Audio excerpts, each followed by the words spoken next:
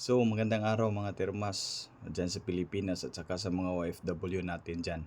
So, kapag pumunta ka ng China, kailangan mo mag-download ng Alipay. Yan, isang apps na naman yung dinadownload namin dito at saka ginagamit namin dito araw-araw. Kasi yung Alipay kasi parang WeChat yan or parang Gcash sa atin. Ang nakaganda lang sa Alipay kasi kapag bibili ka sa online shop, kasi mura lang sa online kasi dito sa China. Yan yung binabayad namin, yung Alipay. So, kailangan mong mag-download ng Alipay kasi minsan kasi dito sa China, cashless na.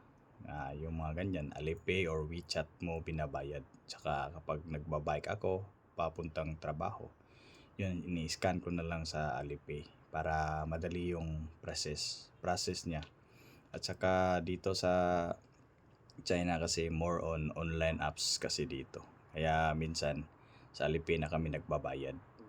Kapag nag-order kami, yung mga ganyan, sa Alipay namin binabayad. So, kailangan mo mag-download ng Alipay dito sa China para may pang online shopping ka.